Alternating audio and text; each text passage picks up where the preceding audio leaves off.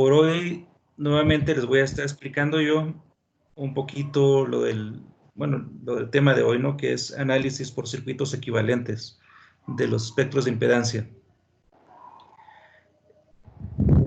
Y ya las dos siguientes sesiones son otros colegas los que van a hablar.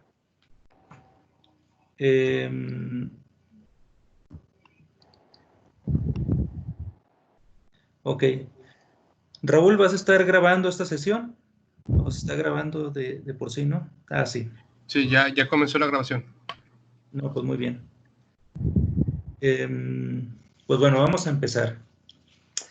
Nada más quería hacer una precisión de la vez pasada que estaba explicando y no me di cuenta de un detalle, sino hasta después que vi el video y también me hicieron la observación y pues sí es muy claro.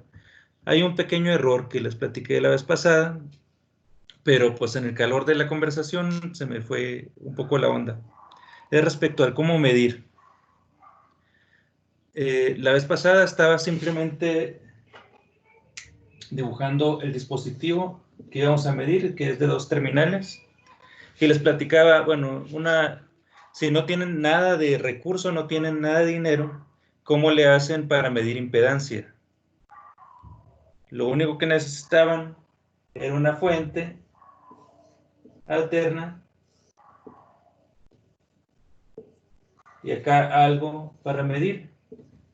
Hablaba de un multímetro, pero la vez pasada, también por estar haciéndolo como muy simple, en vez de ponerle multímetro acá o un dispositivo de medición, aquí lo que hice fue poner un amperímetro. Y pues esto que acabo de dibujar aquí es incorrecto completamente. La cuestión es de que los amperímetros tienen una impedancia muy baja, precisamente para que pues, no tenga interferencia con lo que están midiendo, que toda la corriente pueda pasar por ahí. Sin embargo, como es tan baja la impedancia, entonces en vez de la corriente fluir por el dispositivo, se viene toda por el amperímetro y pues lo quema. Es algo muy común que sucede en los amperímetros. Si uno no sabe medir bien, uno está cambie y cambie fusibles de los amperímetros. Entonces, no era mi intención poner amperímetros, simplemente un dispositivo de medición en paralelo. Entonces aquí podríamos poner nuestro multímetro, que en ese caso estaríamos midiendo voltaje. Si quisiéramos medir corriente, entonces tendríamos que colgar el amperímetro en serie con la fuente. Así es la forma correcta de colgar sus dispositivos de medición. Bueno, espero que más o menos, bueno, no se tengan alguna duda al respecto.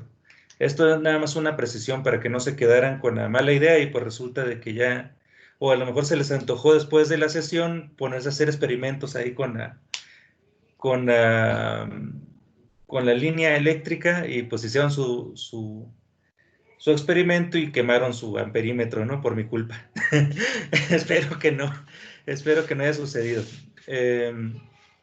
Pero bueno, es simplemente que necesitamos medir de cierta forma, ¿no? Ya sea en forma serial o en paralelo, dependiendo si medimos voltaje o corriente. Pero bueno, si miden con un instrumento que en sí ya está para eso, ¿no? Con un potenciostato, o qué tal si están midiendo con un espectroscopio de impedancia, pues no van a tener este problema, ¿no? Ya nada más cuelgan sus 2 terminales y ya son felices. Muy bien. O sea, no se preocupan por nada de esto, ¿no? Las conexiones, que si la conectaron bien o mal. Entonces, voy a borrar esto. Hay una cuestión importante también antes de continuar. La vez pasada estábamos platicando sobre cosas que cambian con el tiempo y cosas que no cambian con el tiempo. Entonces, si hay reacciones electroquímicas ocurriendo, lo que tenemos que considerar es de que el sistema no va a cambiar durante el tiempo en que estamos midiendo.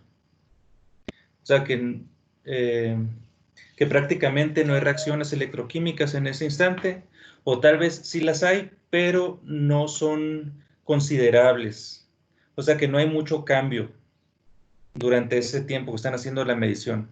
Entonces, que ustedes puedan hablar de un estado cuasi estacionario durante su medición, si lo hacen de forma convencional.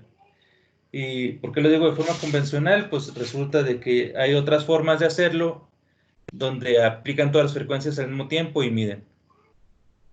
Pero eso ya lo veremos más adelante. También no es convencional esa forma de hacer las mediciones. Pero de la misma forma, si están midiendo algo electroquímico, tal vez ustedes están,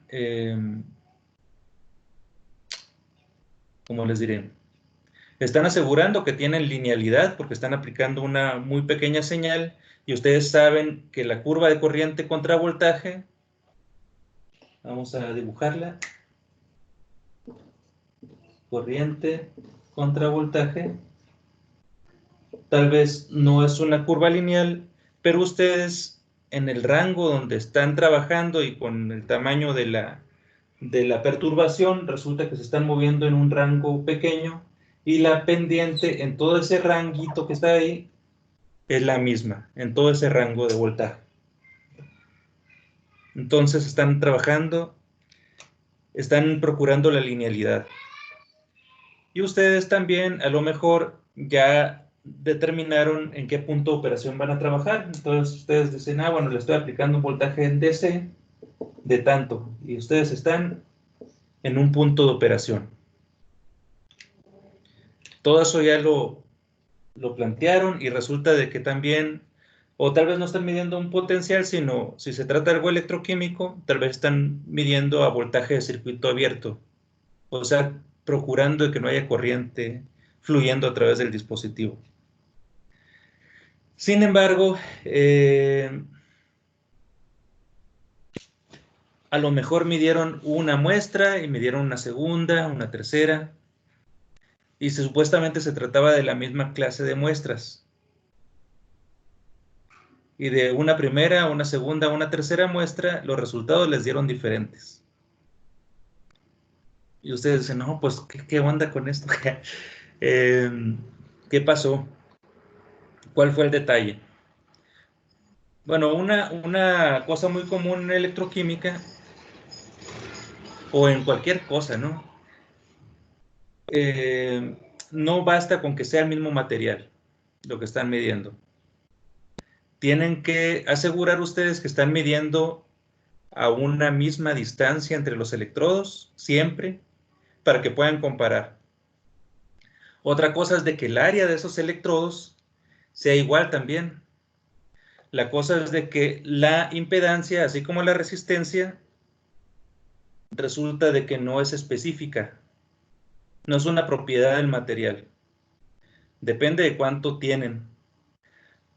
Entonces, a lo mejor, les puedo poner el ejemplo de un alambre, ¿no? Si el alambre es un alambre y ustedes le ponen dos, quieren medir la resistencia, nada más se cuelgan del alambre de los dos extremos y ven que la resistencia es 0.001 ohms. Y ahora, si quieren medir otra vez un alambre igual, bueno, no igual, un alambre del mismo material, pero de 2 metros, pues resulta de que ahora la resistencia va a ser del doble. Es el mismo material, es el mismo grosor, sin embargo, pues es el doble de largo, ¿no? Entonces, no lo pueden utilizar esta clase de caracterización así como para comparar entre materiales, si no ustedes aseguran las mismas dimensiones siempre. Entonces, es algo que deben de asegurar. Las dimensiones deben de ser pues, muy comparables. Pero aparte de las dimensiones hay otro detalle. Resulta de que depende mucho el voltaje que están midiendo, depende de contra qué lo están midiendo. En electricidad o en electrónica le llamamos diferencia de potencial.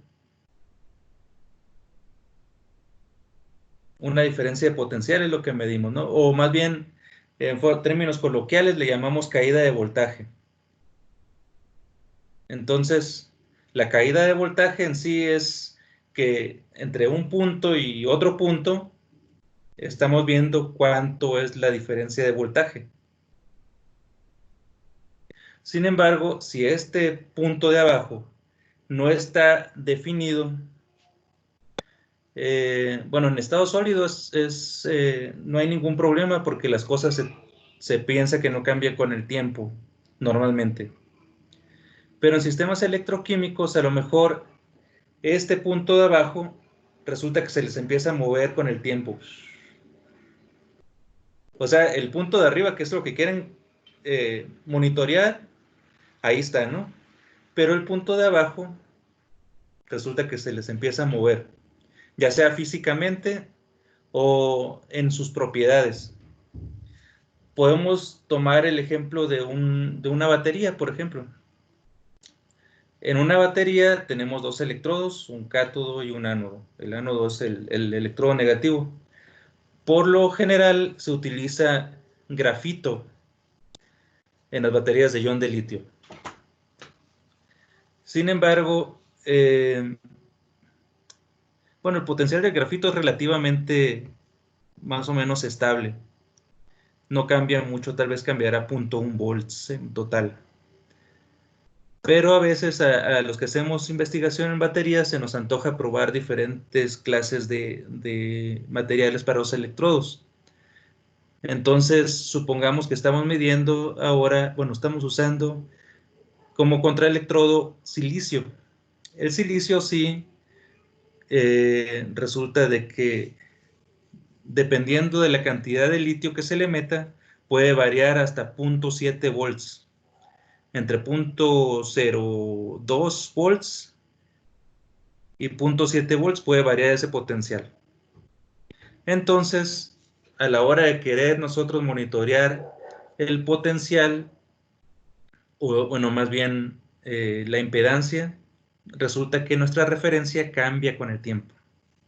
Y eso no es muy bueno. O sea, en términos generales, tal vez no hay mucho problema. Simplemente si queremos nosotros decir que el punto de operación está definido con respecto del voltaje, pero necesitamos decir qué voltaje es este. ¿El voltaje con respecto de qué? Entonces aquí le podemos poner voltaje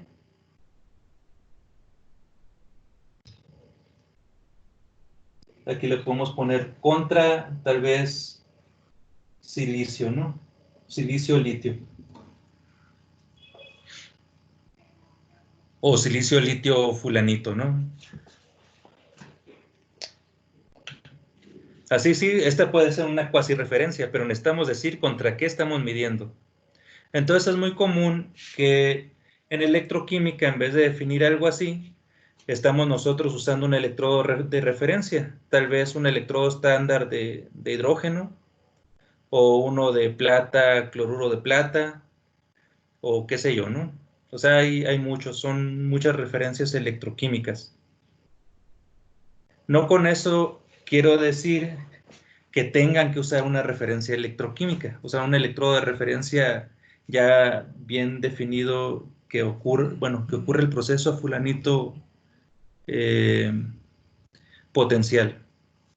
No es necesario. De hecho, ustedes pueden, si todos lo tienen bien definido, los tamaños, la forma, si todo está bien controlado, ustedes pueden manejar una cuasi referencia, como les digo. Tal vez pueden usar cualquier material como referencia. Si ustedes aseguran que casi no cambia con el tiempo. Y puede ser su referencia local, o sea, para sus experimentos. Es muy válido usar pues alguna referencia fulana de tal, ¿no? O sea, sí, igual también si ustedes quieren nada más demostrar y comparar entre sus diferentes materiales en su laboratorio, pueden decir, tengo más o menos impedancia en este sistema con respecto del otro. Y ya. Tal vez ustedes no van a poder comparar contra otros materiales publicados, sino utilizan una referencia que no cambia con el tiempo. Sin embargo, en baterías, por ejemplo, es muy común que nosotros probamos un solo electrodo y el contraelectrodo es litio. Entonces a eso le llamamos baterías de media celda. Si utilizamos litio como contraelectrodo, normalmente usamos una rebanada de litio. O sea, a pesar de que se está consumiendo durante las reacciones y todo eso el material, casi no cambia con el tiempo. Y al asegurar que casi no cambia con el tiempo, le llamamos una cuasi-referencia. Entonces, aquí, cuando decimos voltaje contra, decimos voltaje contra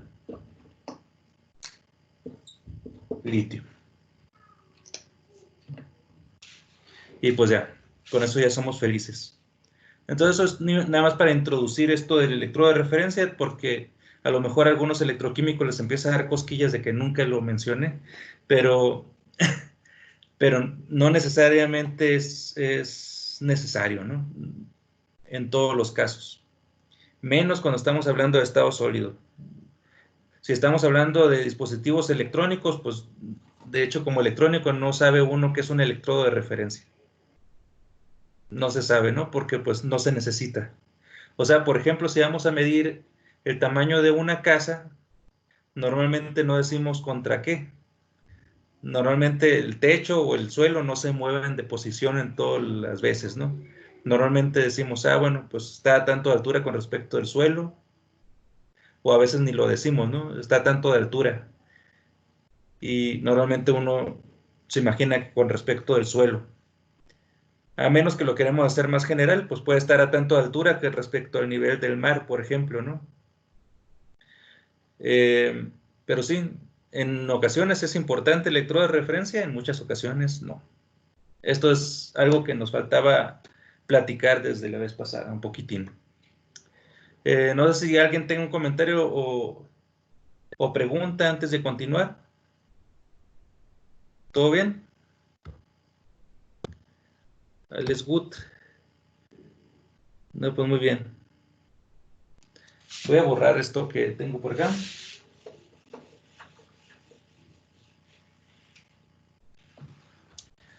Bueno, el día de hoy vamos a ver,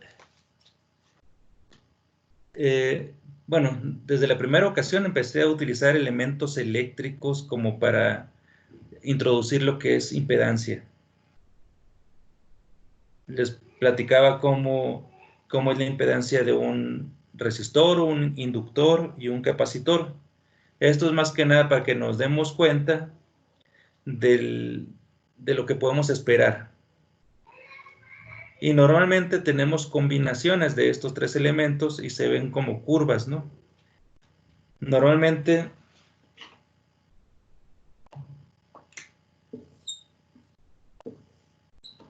en un espectro de impedancia les platicaba que normalmente lo ponemos con signo negativo, esto de la impedancia, precisamente porque la mayoría de los efectos que vemos son capacitivos, pero eso no quiere decir que no veamos elementos inductivos también o comportamientos inductivos.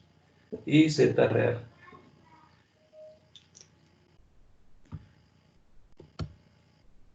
Entonces es muy común en un circuito RC que veamos un semicírculo. Esto es para un RC. Y por acá podemos ver resistencia en paralelo con una inductancia. Así se ven.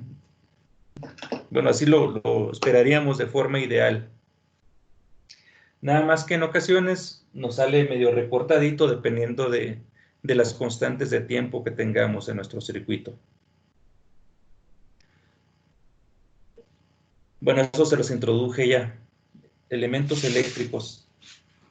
Pero también les decía que no necesariamente van a haber elementos eléctricos ustedes en forma física. no es necesario. Y de hecho, cuando tienen un sistema electroquímico, pues nunca ven ahí un resistor, un capacitor, ni nada, ¿no? ¿Dónde está mi capacitor? Pueden decir. Creo que alguien está levantando la mano. Si quieres preguntar, tú, Pilar, o te equivocaste. No puedo ver la pantalla. ¿No puedes ver el pizarrón o no puedes ver nada? El pizarrón no lo puedo ver. ¿No lo alcanzas a leer? Tiene que anclar tu pantalla. Ahí donde ahí pícame y que Con el se botón ancle derecho. con el botón Ya, de... ya. Gracias. Para Sí. que me alcancen a ver en grande. Sí, Un comentario, un comentario más. Hay que recordar que tenemos que tener desactivado el video y el micrófono para que tengamos una mejor experiencia, ¿no? Durante el curso. Gracias. Perfecto. Bueno, les platicaba, no necesariamente tenemos elementos eléctricos físicos. Sin embargo, una forma de abordar el análisis de nuestros espectros de impedancia es simplemente considerar que tenemos esos comportamientos, esos fenómenos capacitivos, resistivos e inductivos. Cuando hablamos de una capacitancia, resulta de que podemos atribuir una constante capacitancia y la podemos tomar en unidades de farads. Puede ser un elemento constante en nuestros circuitos. Pero para que esto ocurra, entonces resulta, bueno, la capacitancia es igual a epsilon por el área sobre la distancia entre las placas en un capacitor de placas paralelas. Resulta de que en muchos dispositivos los tamaños físicos son constantes, el área y la distancia. Pero si nosotros trabajamos en un rango de frecuencias donde la constante dieléctrica cambia, o sea, si esta está cambiando, entonces el capacitor ya no va a ser una constante. Entonces la capacitancia va a depender de la constante dieléctrica. Entonces es algo muy importante a considerar. Pero para frecuencias relativamente bajas, abajo del megahertz o de 2 megahertz, es común que la constante dieléctrica no varíe tanto. Se mantiene más o menos constante en un rango. Y si se mantiene más o menos constante, entonces la capacitancia también. Entonces, eso es como algo que debemos de considerar para este análisis de circuitos, bueno, con circuitos equivalentes. Los elementos característicos del sistema no cambian casi nada con la frecuencia. O sea, cuando hacemos el análisis podemos determinar valores de resistencia, capacitancia, inductancia. Entonces, esto es algo muy importante que debemos de considerar. Bien. Bueno, voy a borrar esto otra vez.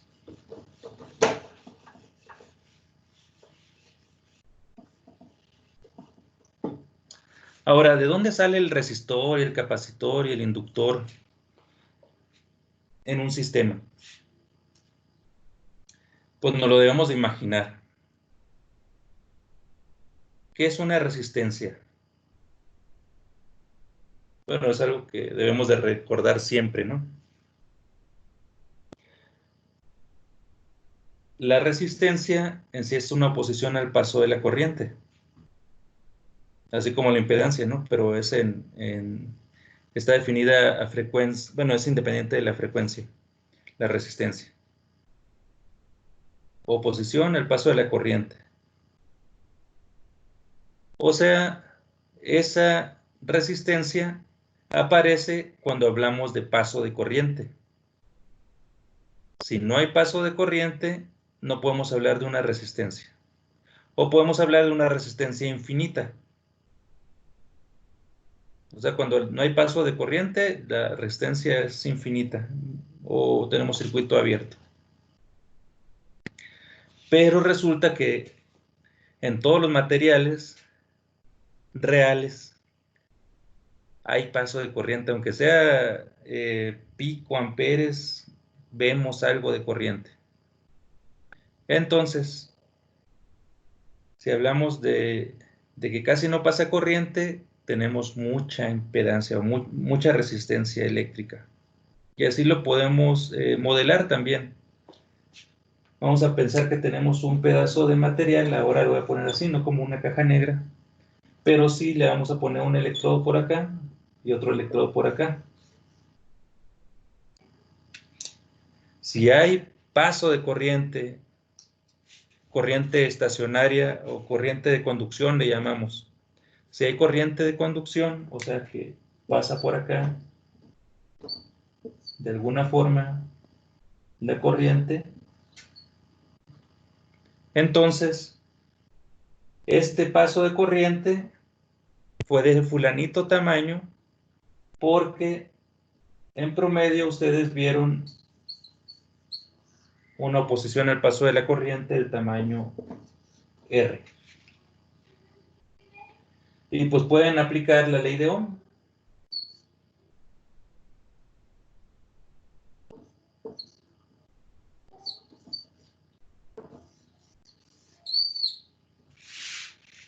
O sea, si ustedes ven que fluyó corriente, eso significa que tuvieron una resistencia.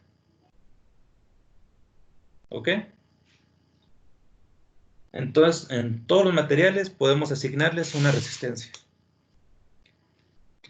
Pero hay de materiales a materiales. Hay unos materiales que casi no conducen electricidad, o sea que tienen una impedancia muy alta. Y bueno, eso lo podemos modelar con constantes dieléctricas también. En los conductores, tal vez no nos conviene atribuirle una capacitancia, por ejemplo, porque casi, bueno, fluye la corriente como si nada, ¿no? Sin embargo, en otros materiales como aislantes o semiconductores, se tiene una cierta constante dieléctrica, no pasa tanta corriente. Entonces, en esos materiales es muy común atribuirles también, lo voy a poner aquí de otra forma. Si la corriente esta no fluye así como en un conductor, es muy común atribuir también una capacitancia. Es lo más común. O sea, hay paso de corriente, sí, bueno, hay un resistor que se opone a que pase esa corriente. Esa cantidad de corriente que fluyó porque la resistencia es alta o es baja. Ahora bien, ya que no conduce tanto electricidad, a lo mejor sí hay una acumulación de carga. Tienes una constante eléctrica. Y eso causa que se forme una capacitancia también, un efecto capacitivo. Esto es de lo más común. El efecto inductivo es un poquito más complicado. Si tenemos un alambre enrollado, pues de seguro vamos a tener una inductancia también. O también en un cable pelón a ciertas frecuencias, también tenemos una inductancia. Bueno, esa aparente aquí, o sea, se puede ver. Y hay procesos electroquímicos, por ejemplo, en corrosión, que es muy común también ver fenómenos inductivos. Eso se da durante la corrosión en forma electroquímica. Se puede ver que pues empiezan a tener bucles en impedancias positivas. Entonces dicen, bueno, tengo un fenómeno inductivo. Pero no son tan comunes los fenómenos inductivos como los capacitivos. Capacitivo, les digo, lo ven en cualquier material. Pero en los conductores, ahí no conviene ponerle un capacitor. Tal vez ahí la capacitancia pues no es negligible, podemos decir. Bien. ¿Algún comentario al respecto?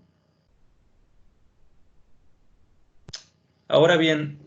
Sí, ahora quiere preguntar Enrique. A ver, pregunta, Aura.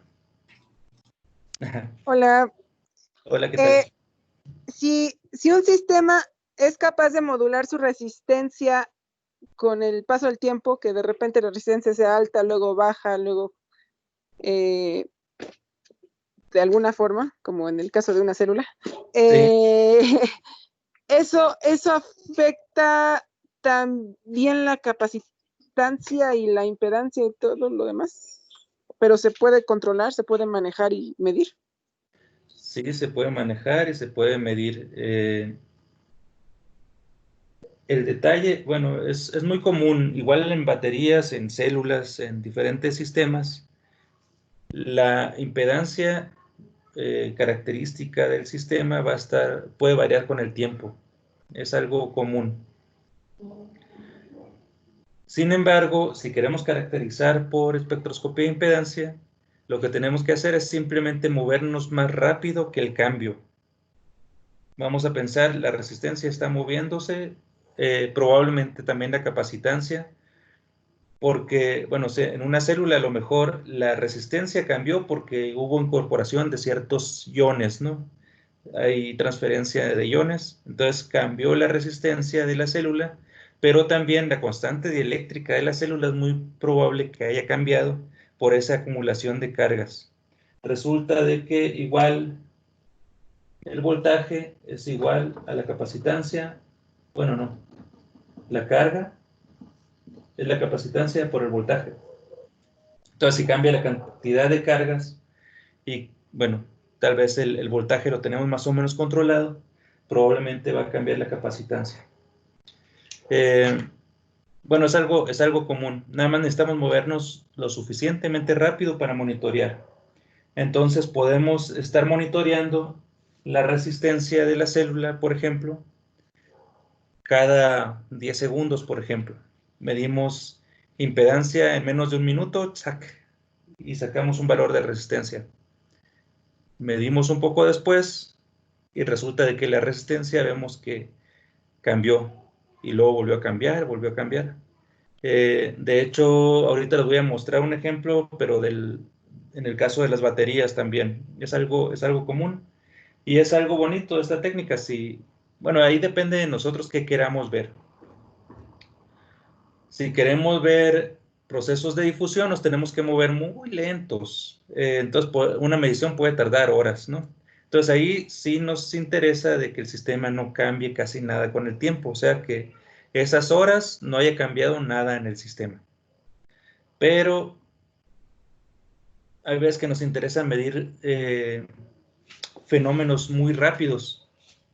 Tal vez en un minuto, bueno, en un segundo, tal vez ya ocurrió algún cambio.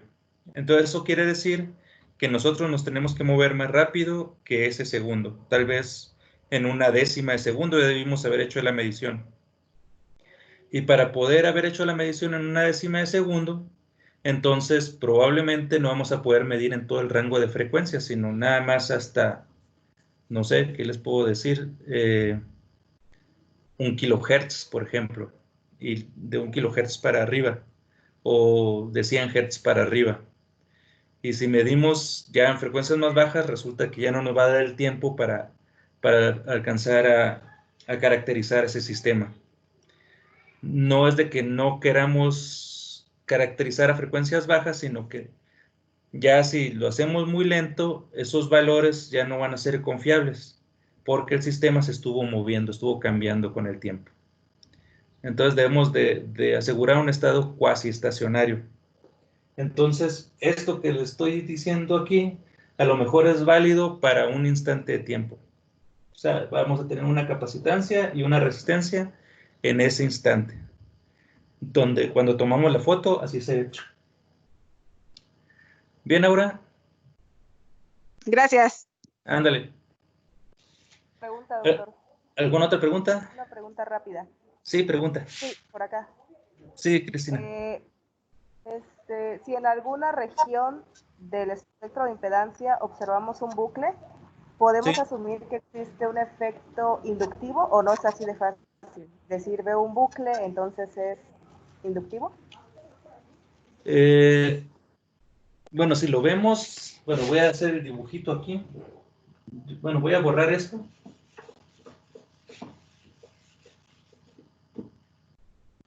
Otra vez voy a dibujar un diagrama de Nyquist. Z imaginaria, Z real. Entonces, a lo mejor empezamos a ver esto y luego ocurre esto. Y a lo mejor se regresó, ¿no? Entonces, si vemos valores en el rango positivo, bueno, aquí es menos, ¿no? Si vemos valores por acá, quiere decir que a ciertas frecuencias podemos obtener un fenómeno inductivo. Esta parte de acá, eso significa. O sea, si tenemos valores positivos, en el eje imaginario tenemos un fenómeno inductivo. Ok, gracias. Entonces depende más del cuadrante en que se ubique. Exactamente. O sea, si, aunque, bueno, depende del cuadrante y si da vuelta tal vez. También lo he visto aquí arriba. A lo mejor da vuelta así. Sí. O sea, si hay una, como que se regresa la curva, entonces es muy probable que sí tengas un efecto inductivo. Tal vez no fue lo suficientemente grande para contrarrestar el efecto capacitivo, tal vez tengas los dos, ¿no? Capacitor e inductor, pero sí se logra ver, si da vuelta, como que se regresa la curva. O sea, aquí es como la frecuencia va avanzando en ese sentido, pero si ves que se regresa, ahí puedes decir que tienes un efecto inductivo. Ok, gracias. Ándale. ¿Alguna otra pregunta? ¿No? Pues muy bien. Voy a borrar otra vez. Entonces podemos tener un breve ejemplo. Vamos a pensar que tenemos... bueno, yo estoy en el área de materiales, aquí en el Instituto de Física de la UAP. Entonces a veces se nos antoja hacer cosas porque podemos nada más. No, a lo mejor se nos ocurre algún dispositivo medio locochón. En mi laboratorio, por ejemplo, hacemos hoyos en semiconductores también. Entonces podemos pensar que tenemos un material con hoyos. Pero resulta de que esos hoyos se nos antojó porque, bueno, andan de moda los metamateriales y dijimos, no, bueno, pues esos hoyos ahora los voy a recubrir aquí, los voy a llenar de un metal. Los hoyos están hechos en silicio, esto de abajo es silicio, es un semiconductor. Y aquí arriba, bueno, aquí adentro de los hoyos le metimos un metal, podemos decir que ese metal, bueno, ¿qué se les antoja? Vamos a decir que es cobre. Y luego se nos antojó también porque resulta de que los dispositivos MOSFET, los transistores MOSFET, bueno, están basados en capacitores MOS, que tienen un metal, un óxido y un semiconductor. Entonces, si queremos hacer un MOSFET de esto, pues le tenemos que meter un óxido, un aislante. Entonces, a lo mejor aquí le depositamos una película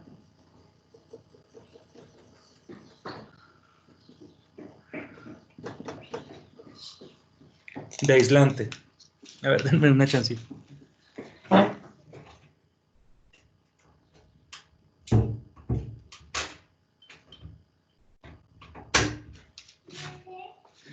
Listo. Vamos a depositar una capa de óxido en la superficie como un dieléctrico, óxido de silicio. Y luego, acá arriba, como contacto, le metemos un metal. Aquí le pusimos aluminio. Y en la parte trasera, también como contacto, se nos antojó y también aluminio.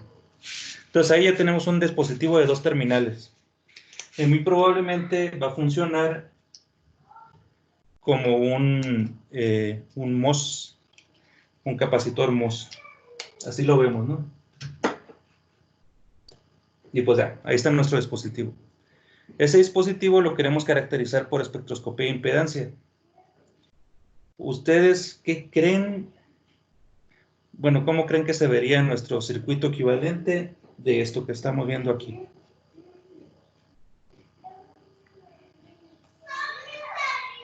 Pueden pensar al respecto un instante, pueden jugar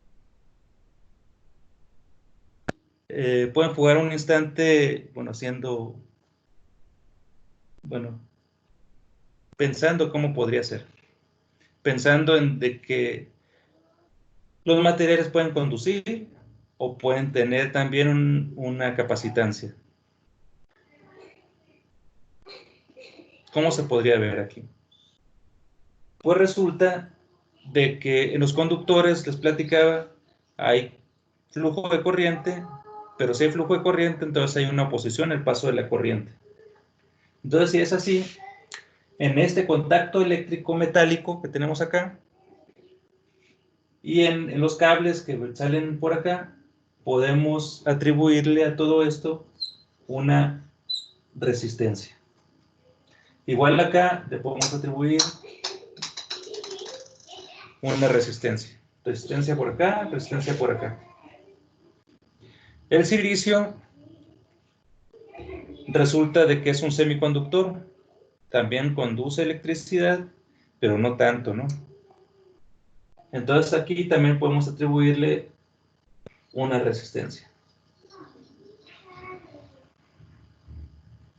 El dieléctrico este de acá, vamos a pensar que es un dieléctrico ideal,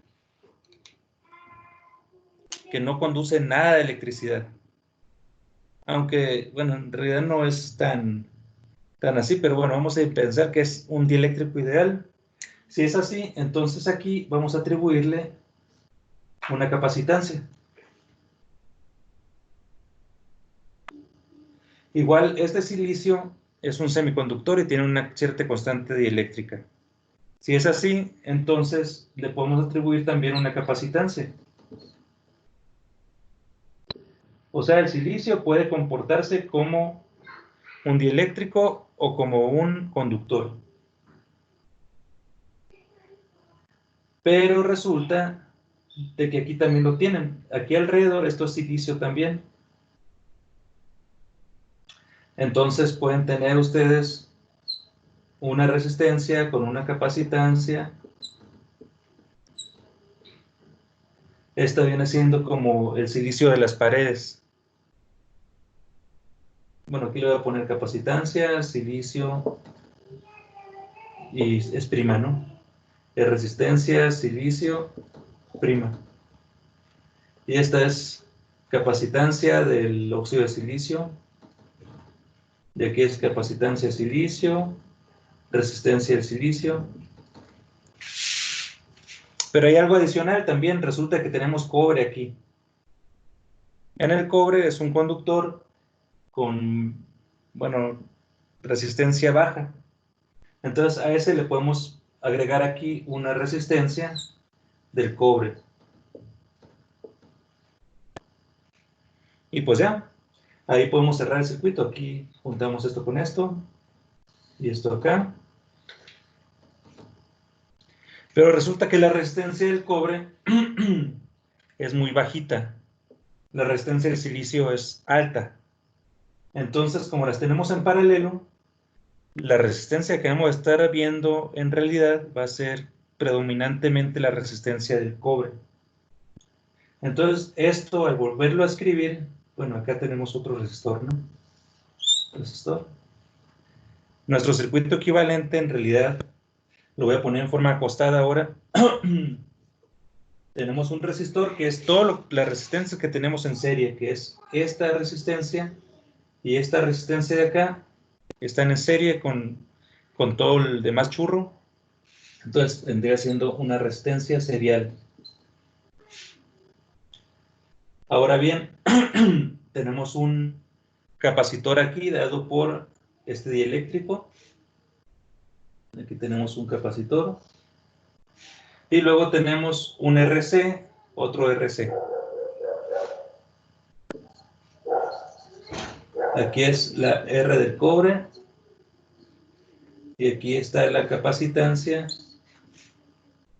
Capacitancia prima del silicio. Bueno, voy a borrar esto.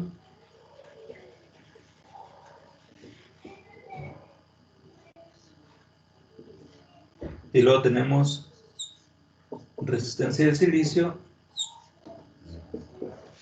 y capacitancia del silicio. Y pues ya, ahí está nuestro circuito equivalente. Pero eso es a ciertos voltajes. Hay algo interesante en dispositivos. Bueno, hay una pregunta escalona. Bueno, si quieres preguntar. Sí, me perdí un poco en la parte donde tiene la resistencia del silicio prima y la resistencia del cobre, haciendo mención que es más grande la del silicio versus cobre. Entonces Sí. realmente sería la resistencia que se vería del silicio prima, ¿no?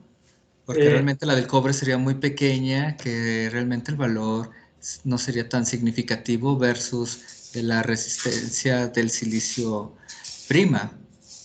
Eso, lo que estás diciendo es cierto cuando estuvieran en serie las resistencias. Entonces, la resistencia que veríamos sería predominantemente la del silicio. En paralelo, bueno, vamos a recordar. Ah, que es el inverso, sí. Sí. Sí, ok. ¿Sí? Sí, ya va teniendo sentido, sí, porque es el inverso de la resistencia, entonces... Vamos a decir que es el producto en dos en paralelo, es R1 por R2 entre R1 más R2. Y R1 es mucho más grande que R2. Entonces, aquí podemos decir que es despreciable, la R2. Y entonces se nos va la R1, ¿no? Si R1 es mucho mayor a R2, entonces R es más cerquita de R2. ¿Sí? Ya, tiene sentido, sale. Muchas gracias, profe. Ok. ¿Alguna otra pregunta por el momento? Bueno, es chistoso, ¿no? Estamos viendo algunas cosas eléctricas. Bueno, hay otra pregunta. Sí, no, bueno, más que nada ahí es una pequeña contribución desde el punto de vista eléctrico.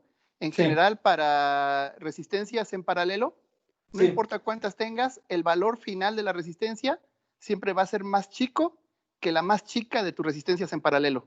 Exactamente, sí. Muy bien. Ahí para que más o menos todo el mundo lo recuerde así, sea más claro.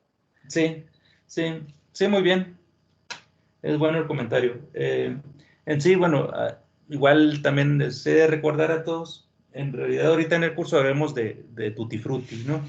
Algunos son eléctricos, que bueno, esto es algo muy simple, y otros pues nunca han visto un circuito eléctrico, ¿no? Entonces, espero que me estén entendiendo más o menos esto que está aquí. Esto es el símbolo del resistor, símbolo del capacitor. Y pues aquí lo que modela el resistor, pues ya se los dije, ¿no? Su oposición al paso de la corriente. Y el capacitor es que puede acumular carga. Y normalmente lo vemos cuando no hay flujo de corriente. Bueno, normalmente en los dieléctricos. Bien. Pero bueno, estuvo muy bien. Bueno, es acertado el comentario.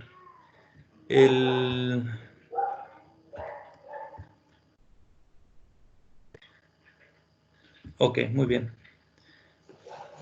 ¿Algún otro comentario, pregunta? ¿No? Bueno, así se vería. Pero resulta que en los semiconductores, si tenemos un MOSFET, bueno, un capacitor MOS, cuando estamos aplicando ciertos potenciales, bueno, vamos a pensar que el silicio este que tenemos aquí tiene un dopaje tipo P, o sea, un exceso de huecos electrónicos. O sea que tenemos, los portadores de carga son positivos, vamos a decir. Voy a poner aquí unos más.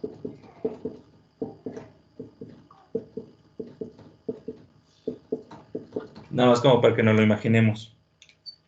Resulta, si le aplicamos un voltaje positivo aquí entre estas dos terminales, estas cargas se tienden a repeler. Entonces, aquí entre medio a lo mejor ya no veríamos cargas, sino se moverían un poquito. Y se forma una partecita entre medio. Y lo voy a ver por acá. Bueno, este es cobre, ¿no? Cobre.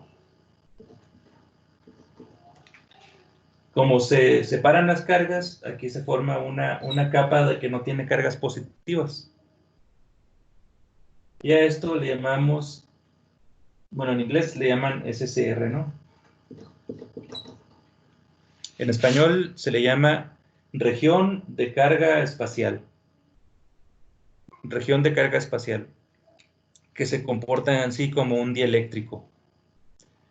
Entonces, en vez de tener este circuito, a voltajes positivos agregaríamos un elemento adicional, que es esta capacitancia que está aquí. Y bueno, la podemos agregar aquí como un circuito RC adicional. Es algo que necesitamos considerar muy bien. Depende del potencial al que estamos operando el dispositivo, puede cambiar nuestro circuito equivalente. O sea, necesitamos considerar muy bien cuál es nuestro punto de operación, cuál es el voltaje de operación del dispositivo. Si el voltaje de operación es positivo, entonces ocurre lo que les acabo de decir. Si es negativo, se va a ver así como si lo tuviéramos en circuito abierto. Pero a lo mejor a ciertos potenciales negativos ocurre un proceso de rompimiento de dieléctrico y sí va a haber conducción en donde tenemos un aislante. Pero bueno, eso nosotros necesitamos considerarlo también. Por eso también en la primera sesión les comentaba que es importante saber más o menos de qué se trata nuestro dispositivo.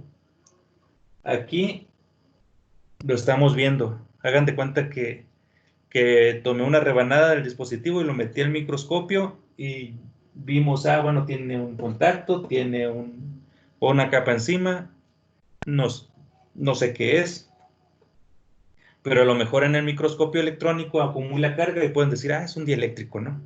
O pueden ver que es ahí en el análisis elemental tal vez. Y luego, pues sí, lo pueden ver en sección transversal. Entonces ustedes se pueden imaginar más o menos de qué se trata a la hora de hacer el modelado. Pero ahora imagínense que ustedes esto de aquí lo tienen en una caja negra, o sea, no saben qué hay adentro. ¿Cuándo se imaginarían ustedes que se trata de un material poroso con un metal metido adentro? No, pues nunca, ¿no? O no sé, a lo mejor le atinaron porque ustedes se dedican a hacer hoyos y se les antoja meterle metales adentro de los hoyos, ¿no? Entonces, debe ser semitransparente la caja negra. O sea, deben de saber un poquito de qué se trata. Porque resulta que este circuito equivalente que tenemos aquí, ese mismo circuito equivalente lo podemos utilizar para modelar, por ejemplo, una celda de combustible, o una batería, o un músculo, y se va a ver igual el circuito equivalente. Igual. En lo que se va a ver diferente tal vez es en el rango de frecuencias donde tenemos esos semicírculos y en los tamaños de las resistencias. Ahí vamos a ver diferencias.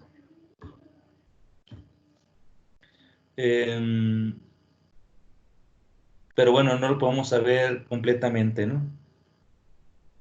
Es mejor acotar un poquito de qué se puede tratar o de qué es lo que estamos midiendo.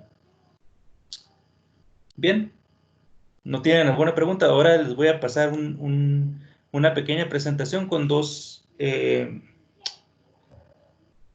ejemplos. Uno en baterías y uno en celdas solares que me pidieron la vez pasada también. Y bueno, abrí un paper también relacionado con celdas de combustible, a ver si nos da tiempo. Pero antes de continuar, ¿no tienen alguna pregunta aquí? ¿No? Sí, Enrique, ¿y el Sí. ejemplo de capacitores? Ah, no, pues estaría muy bien, ¿verdad? Sí, también podríamos hablar de capacitores, pero en sí es más o menos lo mismo. Bueno, los circuitos equivalentes se ven muy parecidos, pero bueno, ahorita lo podemos abordar también. ¿Pero alguna pregunta tú, Raúl? ¿Todo bien? Sí, todo bien, gracias, Enrique. Ajá. ¿Los demás? ¿Alguna pregunta? ¿No? Muy bien, pues voy a dejar todo ese churro ahí. Y si les parece bien, les voy a compartir una presentación. A ver, compartir. Perdón, Enrique. Sí. Hay una Sí, pregunta, Enrique. sí, aquí hay una pregunta. Mira, es en el sentido de que a veces definitivamente no contamos con información acerca de la caja negra, Sí. pero sí contamos con el diagrama de Bode. Ok. O bien también podemos hacer espectroscopía, vamos, al dominio del tiempo y una respuesta al impulso y Sí. tener de alguna manera la función de transferencia de la cajita negra. Sí. Después de ahí puedes hacer ahí un montón de desfiguros matemáticos para obtener un equivalente circuital que desafortunadamente puede ser muchísimo más complejo que ese o más simple. Sí. Depende, ajá. Entonces, ¿qué tan válido es hacer ese tipo de cosas? Bueno, a lo que voy con esto de que la caja negra no debe ser tan negra, bueno, es algo parecido a lo que tú acabas de comentar, ¿no? Necesitamos tener un poquito de evidencia diferente que nos diga más o menos qué puede ser. En el caso de dispositivos eléctricos o piezas eléctricas, uno ya de antemano, tal vez la vez pasada uno de tus compañeros ahí decía, bueno, en los dieléctricos que utilizamos aquí para alta tensión, esto y esto otro, ¿no? Entonces a lo mejor de antemano ya saben que se trata de una campanita de estas que utilizan para alta tensión, o que se trata de un cable, o que se trata de no sé qué, entonces de antemano ya saben qué es, ¿no? O sea, no es completamente negro el panorama. O sea, no es de que la tengan escondida dentro de algo, ¿no? Y resulta que es una pieza mecánica, ¿no? Lo que están viendo. Ahí, de antemano, ustedes saben qué material es. Y ahora, en esta clase de dispositivos de dos terminales, es importante tal vez saber qué podría tener adentro.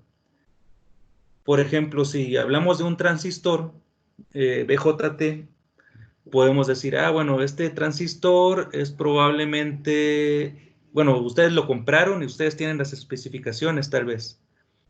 Y muy probablemente puedan decir, es de puro silicio, o el material es de una heterunión donde tenemos silicio germanio, o tenemos algún material arsenuro de galio con fosfuro de indio, o sea, combinaciones raras, o a lo mejor tienen un dispositivo PIN donde tienen una región aislante entre medio.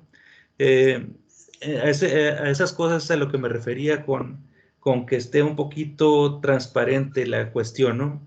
Si se trata de algo que ya ustedes siempre miden, por ejemplo, en mi caso que medimos mucho dispositivos de baterías que hacemos nosotros mismos, pues nosotros sabemos qué le metimos, ¿no? Tenía el material activo que es fosfato de hierro, no sé, y lo mezclamos con un aditivo conductor, entonces ahí eso es lo que da la resistencia baja, y luego le metimos un aglutinante y le metimos el electrolito y luego le pusimos un contraelectrodo de litio. Todo eso ya lo sabemos de antemano. Entonces, de antemano, nosotros podemos proponer más o menos qué es lo que podríamos esperar. Pero si a la hora de ver el diagrama de Nyquist o el de Bode sale con otras cosas, entonces quiere decir que algo ocurrió, o no lo armamos bien, o precisamente el sistema cambió mientras lo estábamos cargando y descargando. Así está el show. Ok, gracias. Sí, ándale. ¿Algún otro comentario o pregunta? ¿No? ¿Sí? Sí, Daniela.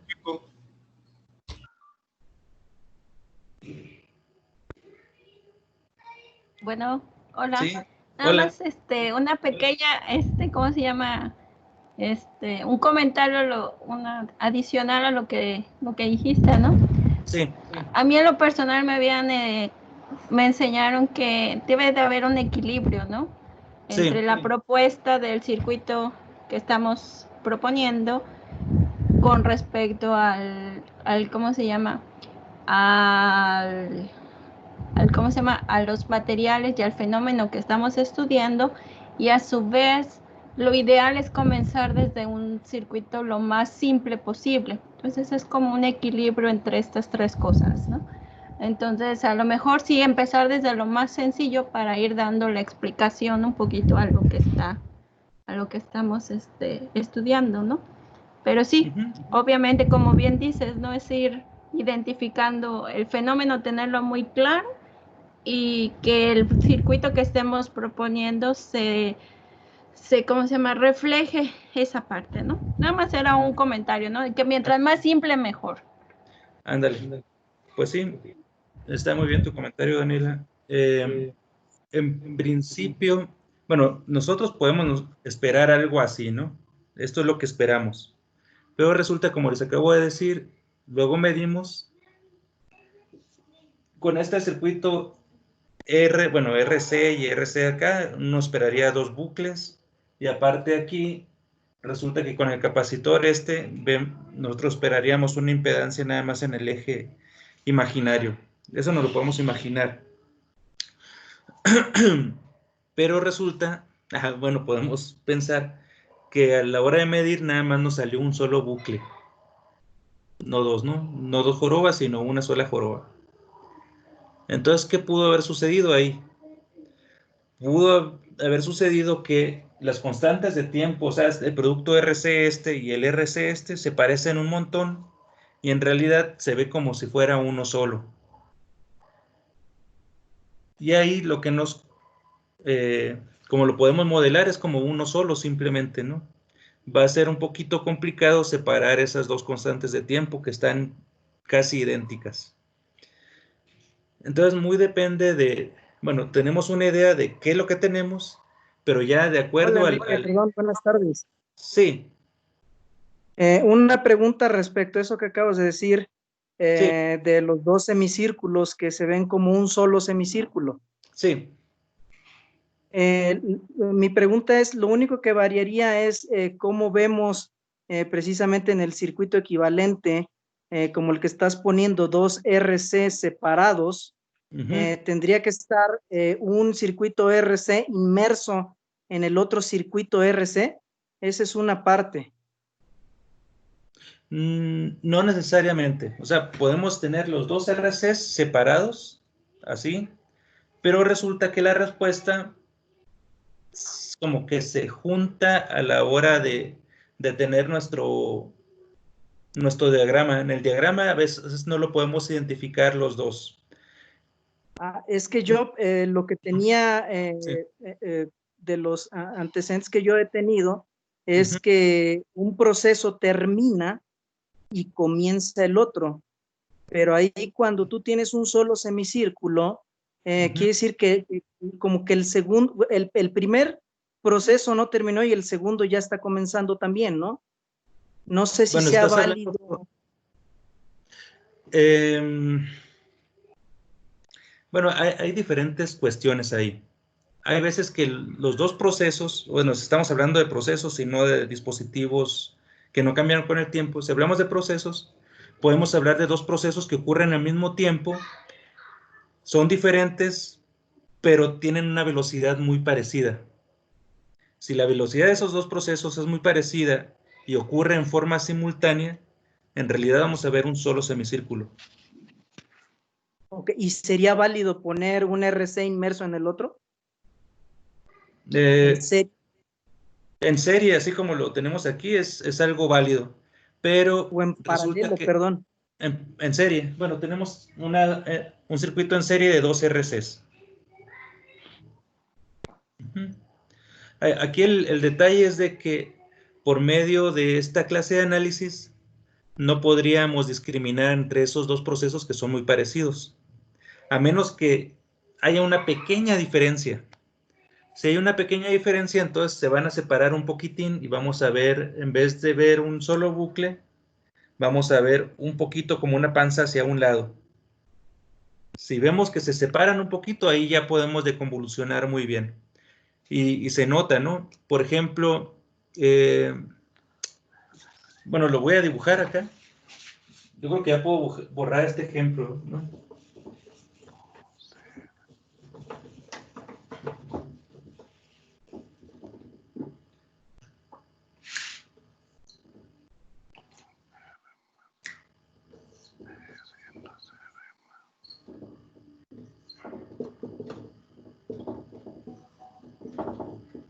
Si los dos procesos tienen una constante de tiempo, en realidad vamos a ver esto.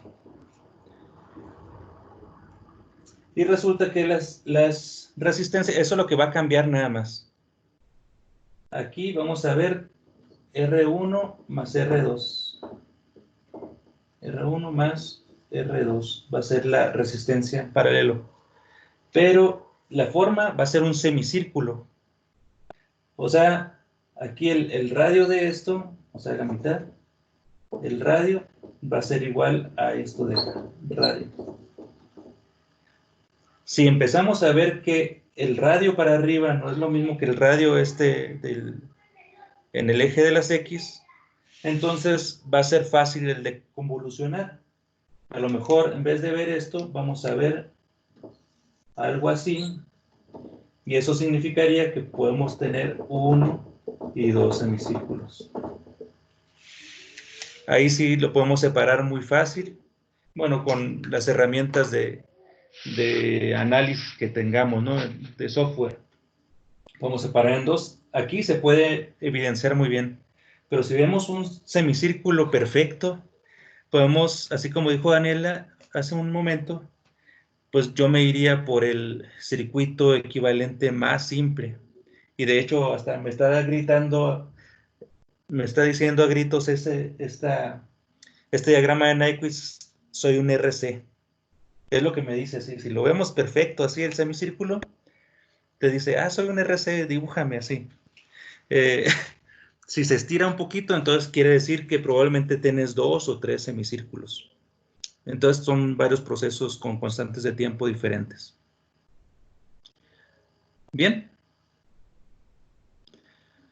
Hola Enrique, pero es lo que te comentaba, pero si tú en tu bode Sí. ves que tienes varias constantes de tiempo, entonces también te dirían información respecto a si es un solo semicírculo y si vas a ocupar un solo RC o varios RCs, ¿no? Esa es parte de mi pregunta también. Sí, de hecho, lo verías en el diagrama de bode, pero en el de Nyquist también se ve, ¿no? O sea,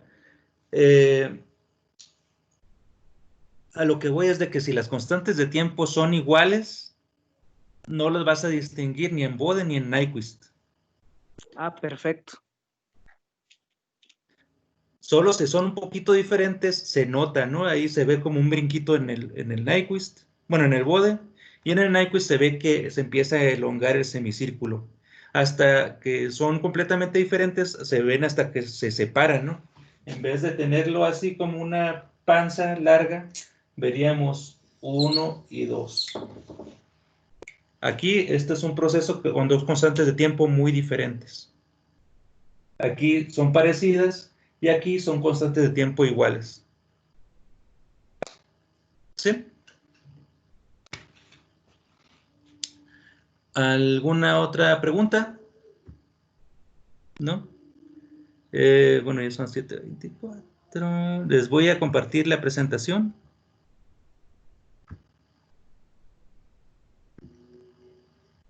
Igual voy a tratar de irme un poquito rápido con esto.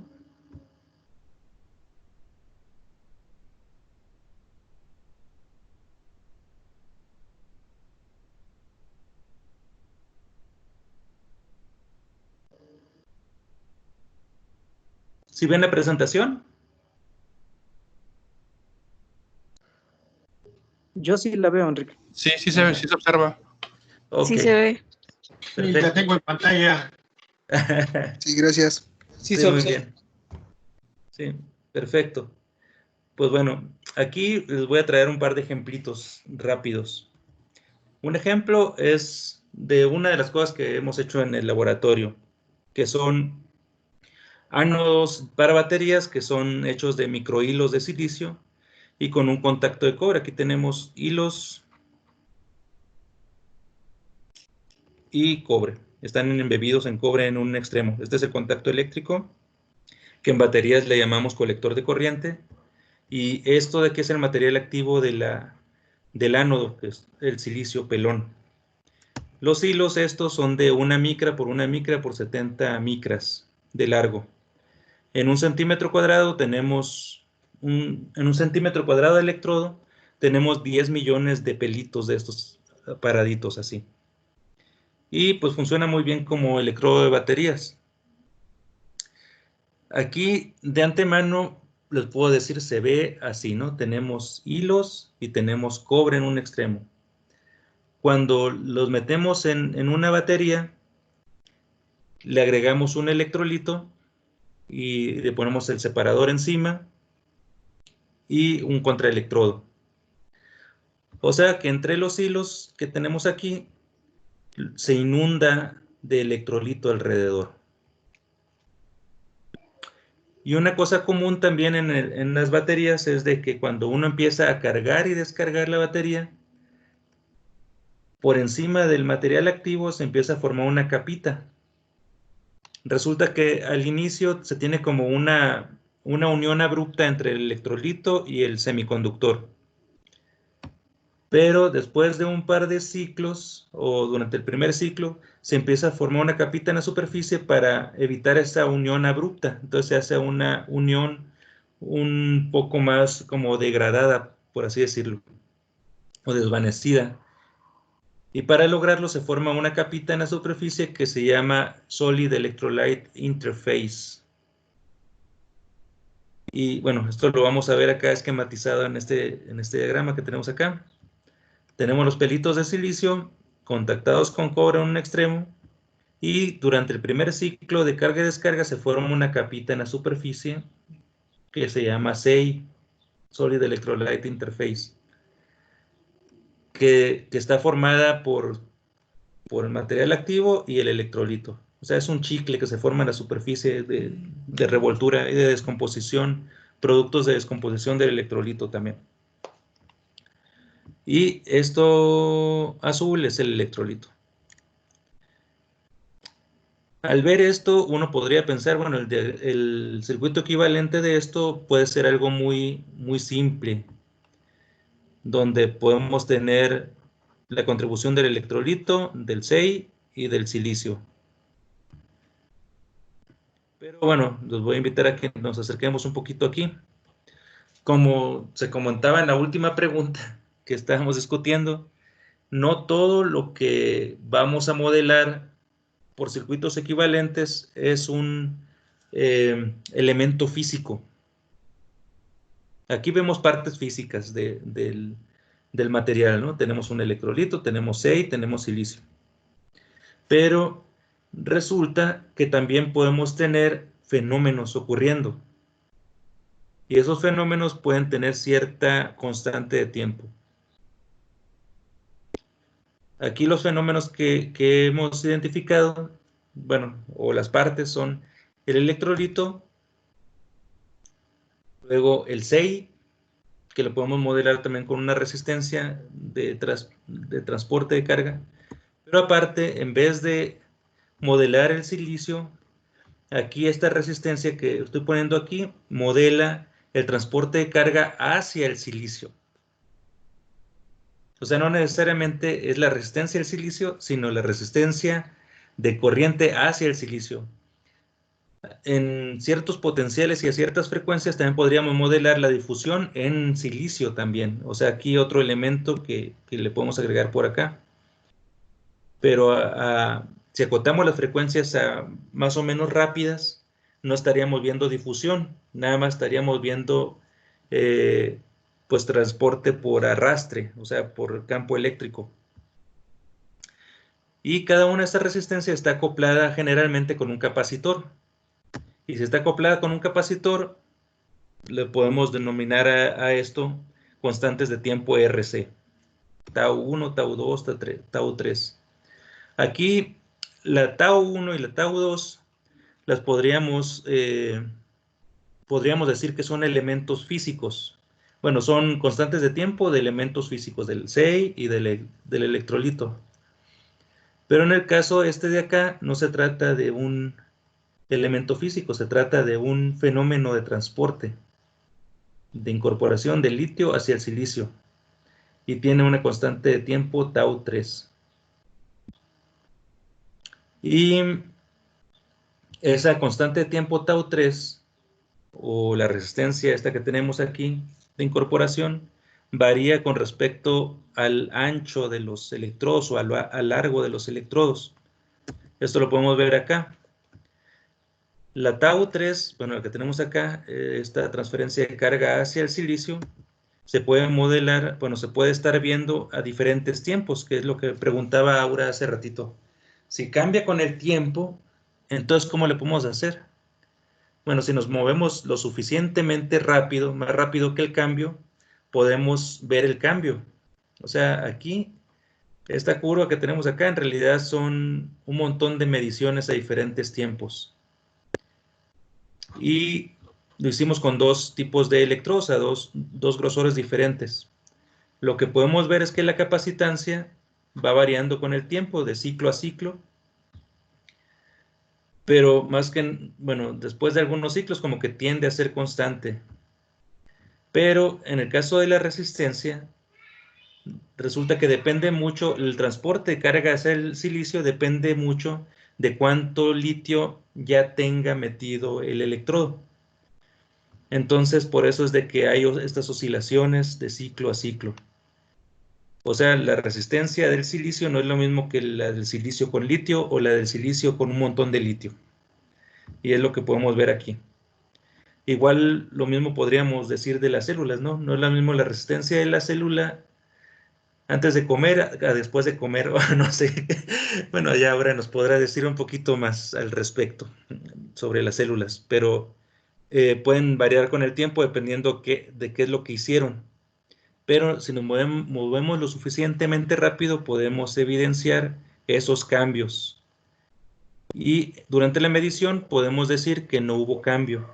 O sea, que pudimos medir a todas las frecuencias y obtuvimos ciertos valores. O sea, a cada puntito que vemos de aquí de la curva de capacitancia y de resistencia, en realidad nosotros habíamos obtenido un espectro. Imagínense un diagrama de Nyquist con 3 semicírculos. Y ya teniendo este diagrama de Nyquist con 3 semicírculos, podemos hacer un análisis por circuitos equivalentes en un software y podemos deconvolucionar y sacar esos valores de resistencia, capacitancia, 1, 2 y 3. Y pues ya, podemos graficar de esta forma. La cosa es que implica un montón de datos, ¿no? Para cada intervalo de tiempo, cuando medimos, para cada medición, podemos sacar un set de parámetros RCs. Y luego en el siguiente tiempo otra vez y así sucesivamente. Entonces, esta curva que ven aquí, entonces implicó un montón de mediciones a diferentes tiempos. Y de convoluciones, un montón de convoluciones a todos esos tiempos. Y pudimos sacar los valores de la resistencia y capacitancia. Los valores de resistencia y capacitancia de los otros elementos del SEI y del electrolito en realidad casi no varían con el tiempo. O sea, una vez que se forma el 6, ya no se descompone si uno trata bien a la batería y pues ahí se queda el chicle pegado en la superficie sin cambiar o sin cambiar mucho. Entonces, ahorita para este ejemplo lo desprecié, ¿no? No se lo estoy mostrando porque casi no cambia. Igual el electrolito, uno esperaría que casi no cambie también en el tiempo. Eso fue en el caso de baterías. En realidad aquí tenemos 3 RCs en serie, en este caso. En el caso de una celda solar, aquí me encontré un ejemplito, un paper, donde tenemos una unión PN aquí, un material N más, un material P, y en la superficie tiene un P más que simplemente ayuda para el transporte hacia el material tipo P. O sea, aquí no se forma una región de agotamiento considerable, es pequeña entre el P más y el P, pero a ciertos potenciales, como les platicaba antes, se forma una región de carga espacial entre la unión, bueno, entre el material P y el N. A potenciales, podemos decir, dependiendo de la polaridad, cómo lo conectemos, se puede, bueno, de inicio se forma, en forma natural tienen una región de carga espacial por tener estos dos materiales diferentes, ¿no? Se crea una región de agotamiento al juntar estos dos materiales. Entonces, para que pueda conducir el material, bueno, para que pueda conducir el dispositivo, necesitan un potencial que sobrepase el potencial interconstruido, que es este que se forma aquí. El modelo eléctrico que pusieron aquí los colegas en realidad no es correcto.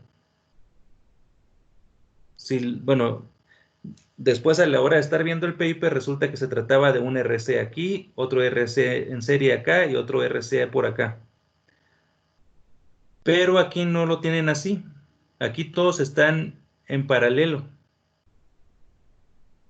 Todos los elementos están en paralelo, no en serie, como se dice después en el artículo. Entonces, aquí no estoy de acuerdo con cómo lo pusieron. Pero bueno, es más que nada para que se den una idea qué es lo que uno se encuentra. Igual en el dispositivo que dibujamos hace un ratito en el pizarrón, aquí los contactos son la resistencia serial. Está este contacto de acá y este contacto de por acá. Y bueno, cada uno de los materiales presenta un RC y además tienen una región de agotamiento que presenta un RC a ciertos potenciales. Y lo pueden ver así, las curvas en diagramas de Nyquist se ve de esta forma. Aquí lo que podemos ver es que en potenciales de 0 a menos 2 volts, la impedancia va creciendo. ¿Eso qué quiere decir? Bueno, ¿cómo lo puedo interpretar? Es de que esa región de agotamiento, conforme le van aumentando el potencial negativo, se va haciendo más grande esa región de carga espacial que no conduce electricidad, o que no conduce tanto la electricidad. Entonces, por eso la impedancia sube. Pero a potenciales positivos, cuando aumentan de 0 a 0.3 volts, disminuye. Eso quiere decir que cada vez van haciendo más chiquita esa región de carga espacial hasta que llega el momento en que la sobrepasan y conduce la electricidad como si nada. O sea, lo que tienen ahí es como un diodo en sí. Un diodo no conduce en una dirección y en la otra dirección sí conduce, pero sobrepasando un nivel de voltaje. Y bueno, aquí lo podemos ver el circuito equivalente de eso, ¿no? Tenemos dos constantes de tiempo. Y bueno, está como asimétrico el semicírculo. No es un solo semicírculo, sino aquí podemos imaginarnos uno y por acá otro. Eso es en el caso de esta batería. Y algo muy importante, bueno, aquí nada más es estar modelando la región de carga espacial, si se hace más grande o más chiquita. Y también resulta de que cambia si uno le agrega luz. Si uno le echa luz en una celda solar, también esta impedancia va a bajar porque tienen una mayor cantidad de portadores disponibles. O sea, la conductividad de un semiconductor es directamente proporcional a la cantidad de cargas disponibles. Si le echan luz, entonces están haciendo una generación de pares electrón hueco y bueno, están aumentando la conductividad. Y lo pueden ver también en el espectro de impedancia. Ahorita no traigo el ejemplo, pero también cambia. Pero eso no es, esto es como algo relativamente simple en una celda solar.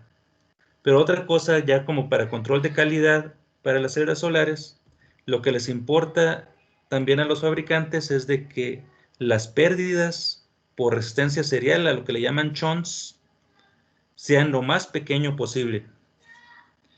O sea, no quieren tener pérdidas por resistencia serial. O sea, la corriente que están fotogenerando no quieren que se la coma las resistencias parásitas que tienen ahí en la celda solar. Este circuito equivalente que tenemos acá no es otra cosa que la fotocorriente. Esto es como una fuente de corriente generada por la luz del sol y está en paralelo con un fotodiodo, un fotodiodo. Y el fotodiodo lo pueden ustedes modelar con un circuito RC muy bien, a cierto potencial. O sea, si el fotodiodo ustedes lo ponen a operar en cierto punto de operación, en cierto voltaje, lo pueden modelar con un circuito RC. Y aparte tienen una resistencia en serie. Esta es la que no quieren los desarrolladores de celdas solares. O sea, no la pueden evitar porque pues, necesitan ponerle contactos, pero sí la quieren minimizar. Y esto es para cada pedacito de celda solar, hay veces que le meten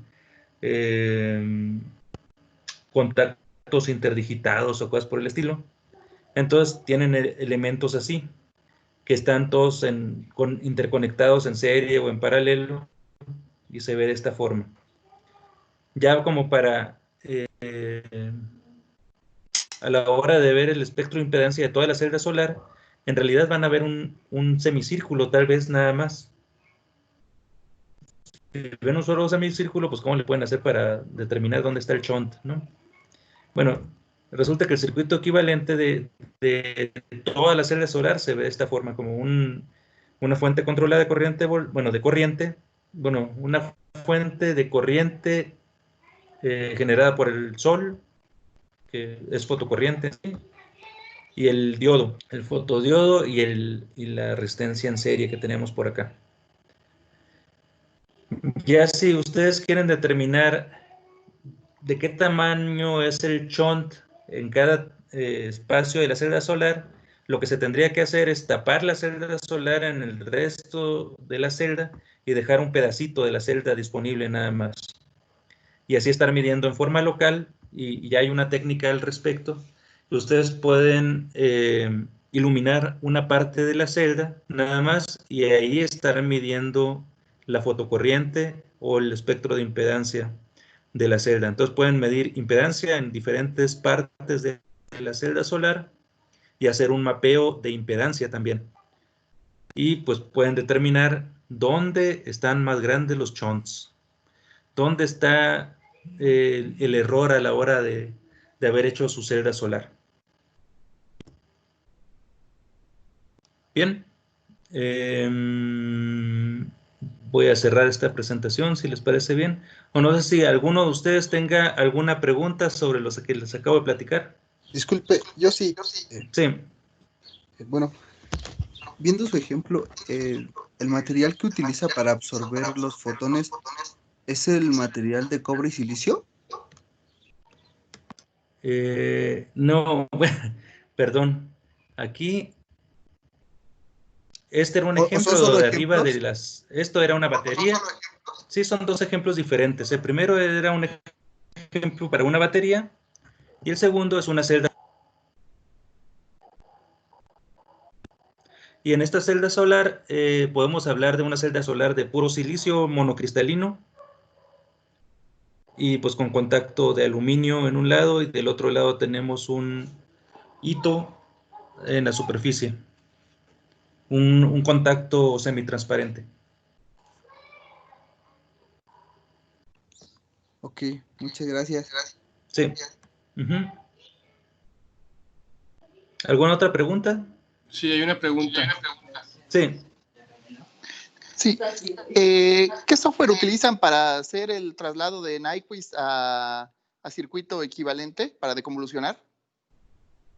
De Nyquist a circuito equivalente.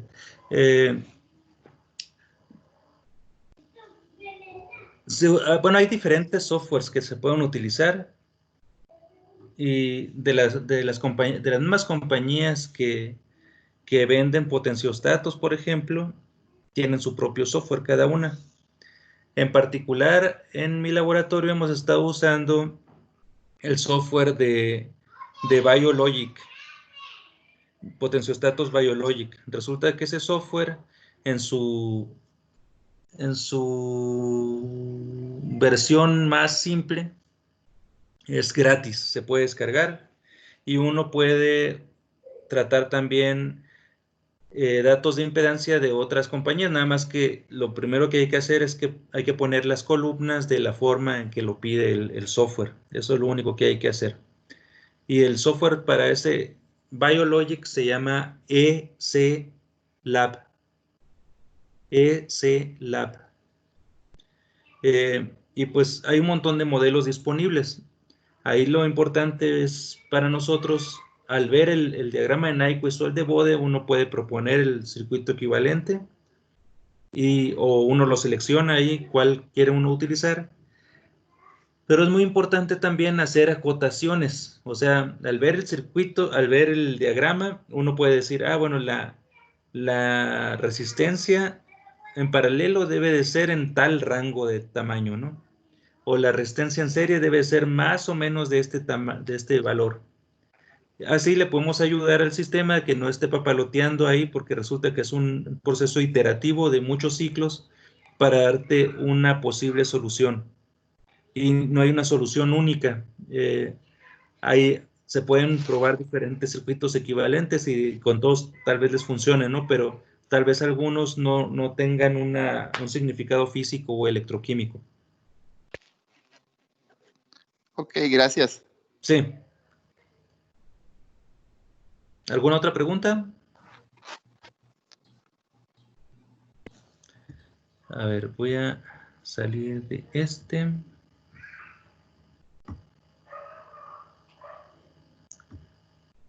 No, pues ya. A ver.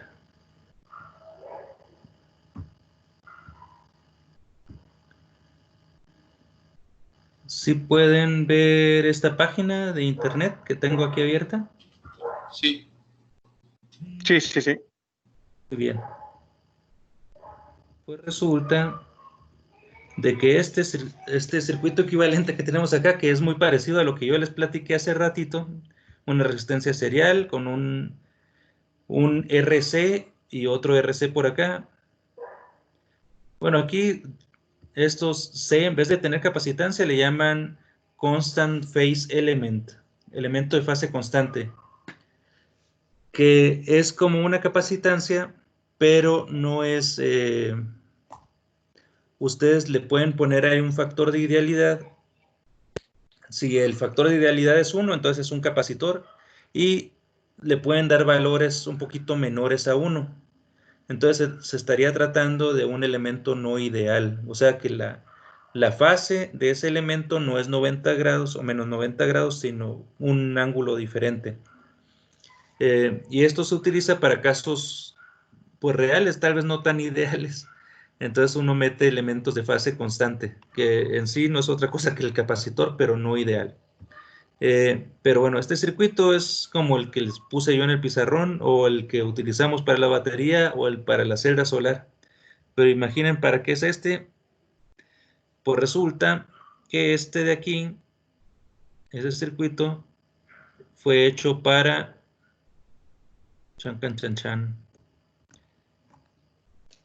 Era para una celda de combustible. O sea, como pueden ver, el circuito por sí solo no les dice nada. Pero ustedes sabiendo qué hay adentro del dispositivo, pueden decir o pueden atribuir, de acuerdo a las constantes de tiempo que les salgan, la pueden atribuir a una parte del sistema o a un proceso que esté ocurriendo o a diferentes cuestiones. Entonces, ahí tiene mucho que ver la interpretación y qué otros estudios le han hecho al dispositivo o al sistema que están investigando.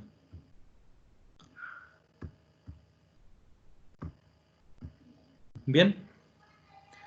No sé si tengan alguna pregunta, o los dejé un poquito más revueltos, o ya les dio miedo la espectroscopía de impedancia. ¿Tienen alguna pregunta? En sí ya nos colgamos un poquito, pero pues espero que no estén aburridos, ¿no? ¿Más preguntas? ¿Comentarios? En sí, con esto, a ver, Escalona. Ajá. Sí, una preguntota. Por ejemplo, en celdas de combustible, nosotros hemos medido la impedancia a circuito abierto, convencionalmente, ¿no? Circuito abierto realmente no se ve el semicírculo, o la verdad es bastante pequeño y la mayor parte es la resistencia, ¿no? Entonces, bueno, no se está llevando a cabo como una reacción como tal, ¿no? Pero ¿de qué forma se pudiera evaluar independientemente del ánodo o del cátodo? Independientemente del ánodo. Sí, porque el circuito abierto que se da o que se mide es la diferencia de potencial de la contribución del ánodo y del cátodo, ¿cierto? Entonces, pero para poder evaluar tanto la impedancia del ánodo por separado y la impedancia del cátodo por separado, ¿de qué forma se pudiera realizar? Ahí es importante utilizar un electrodo de referencia, del que les platicaba que no siempre lo necesitan, ahí sí.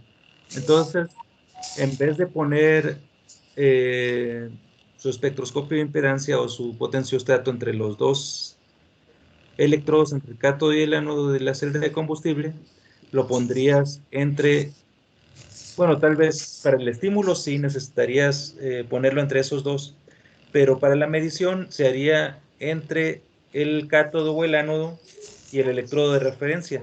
El electrodo de referencia se puede colocar donde tú quieras en la celda de combustible. Por ejemplo, la podrías poner al nivel de la membrana polimérica que se utiliza, o que no sé qué membrana estén utilizando, ¿no? Pero así lo podrías hacer, así lo podrías dividir, ¿no? Ponerlo al nivel de la membrana en vez de poner el electrodo de referencia al nivel del otro electrodo. Y pues precisamente para ver los procesos necesitas meterle el combustible, ¿no? Si no le metes nada, a lo mejor no vas a ver nada más que... Bueno, a lo mejor sí ves algún... Bueno, depende de tu celda de combustible también. Sí, de hecho. Pero sí. Ajá. Sí. Ya, voy captando. Bien. Ok, sale, gracias. Ándale. ¿Alguna otra pregunta?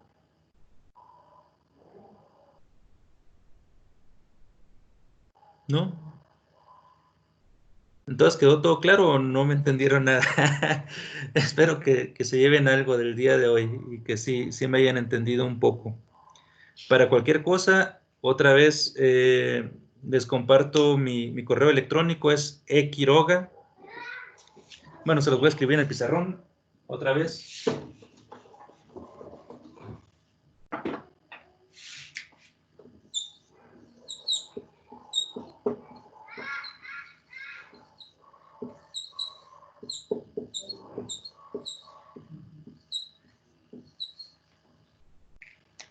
quiroga@eee.org.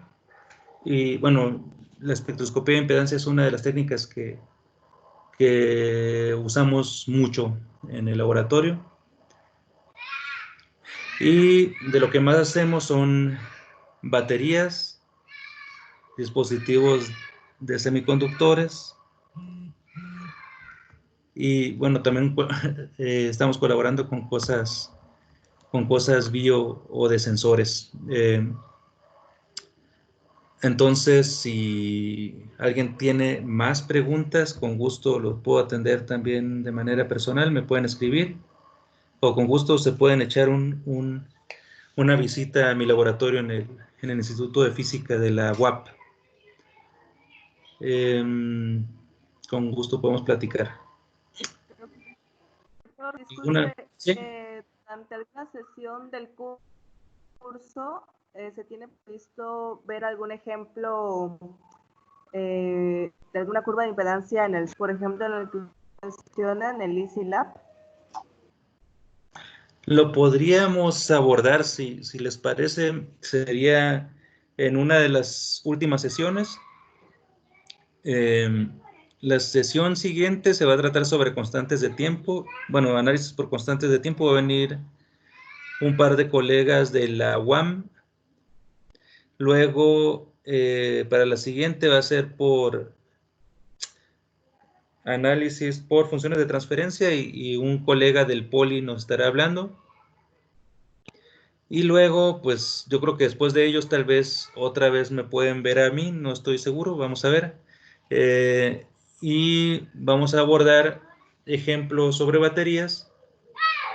Y bueno, si les parece bien y si tienen el tiempo y las ganas y todo, podemos abordar en una sesión tal vez una pequeña introducción cómo ponerse a jugar con el S-Lab.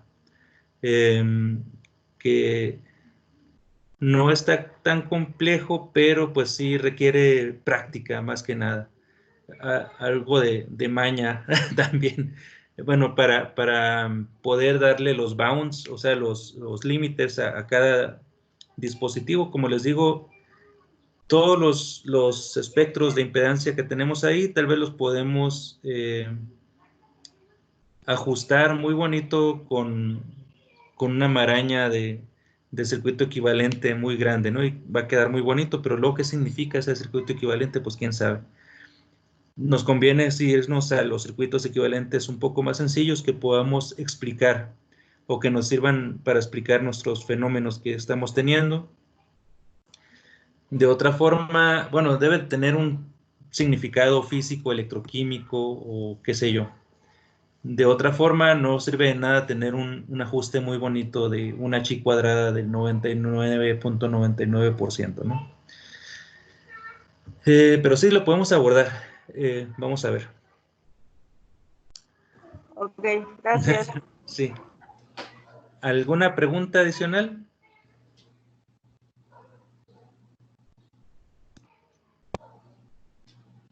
¿No? ¿No hay preguntas? ¿Todo bien? Pues espero que les haya gustado. Yo de todos modos también en las otras sesiones voy a estar aquí también como público cuando estén los colegas hablando también en las dos siguientes sesiones. Y les digo, probablemente me van a ver después nuevamente. Espero les esté sirviendo para sus propósitos particulares de cada uno de sus investigaciones. Y les digo, con gusto podemos platicar. No soy todólogo en impedancia o en todas las áreas en las que se puede utilizar, pero pues a lo mejor les doy un norte. ¿Quieren comentar algo tú, Raúl? ¿Todo bien? Sí, todo bien. Muchas gracias, Enrique. Nada más recordarle a los participantes que sí pueden llenar la encuesta. Acabo de colocar el link en el chat para los que todavía faltan, ¿no? Porque apenas llevo 82 respuestas y son cerca de 200. Ahí se les agradece, por favor. Sí, sí, por favor. Bueno, es más que nada para tener una evidencia. Así es. Si pudieran enviarlo al correo para quienes no tenemos acceso al chat, por favor. Sí, claro. El link también llegó en el último correo que trae de invitación para el día de hoy. Ahí estaba este link. De cualquier forma, en el correo de invitación para la siguiente semana se les va a volver a colocar. Se les vuelve a enviar el link. Gracias. ¿Solo es una encuesta o es la misma que tenemos que llenar cada vez? No, si ya la llenaste, con una vez es suficiente. Ah, ok. Ok. Está bien. Gracias. Gracias. Y ahorita había una manita parada, no sé si todavía quiere preguntar. No, no hay nadie. Ah, bueno, sí, ya. Se arrepintió. No, era yo para ver lo de la encuesta, que no, ¿cómo se llama? Que no llegaba que no tengo acceso al chat, entonces si la podían enviar al correo electrónico, ya aclararon ese punto. Gracias. Sí, ok. Gracias a ustedes. Sí, en la invitación que llegó del correo de la Autónoma de Nuevo León, donde estaba el link para entrar a esta sesión, ahí mismo Raúl les pegó el link para la encuesta esta. De todos modos, dice que en la invitación para la siguiente reunión también lo va a poner. Entonces, pongan mucha atención en su spam o en su correo normal. Dice, el correo es redalmacenamiento @UANL, ¿no? De la Autónoma de Nuevo León. Y bueno, de ahí van a recibir. Igual a lo mejor del correo de la red de almacenamiento, que es de Gmail, les voy a pasar la liga para el video de esta sesión, para quienes no pudieron estar en toda la sesión del día de hoy. Y pues bueno. Sí, solo una vez se llena la encuesta. Bien. ¿Más preguntas? ¿Comentarios? ¿No? ¿Todo bien? Ok. Pues si no tienen más preguntas, comentarios, sugerencias o lo que sea, entonces yo creo que aquí podemos dar por terminada la sesión de hoy. Espero que haya sido de su agrado y que les sirva. Y estoy al pendiente, también me pueden estar escribiendo. Pues mucho gusto, qué bueno que anduvieron por acá. Gracias. Se portan bien. Gracias. Gracias, Enrique. Gracias. Cuídate y saludos. Gracias. Gracias. Hasta luego, gracias. Gracias. Bye bye. Muchas gracias, doctor. Hasta luego. Hasta luego, sí. Gracias. Cuídense. Bye bye a todos.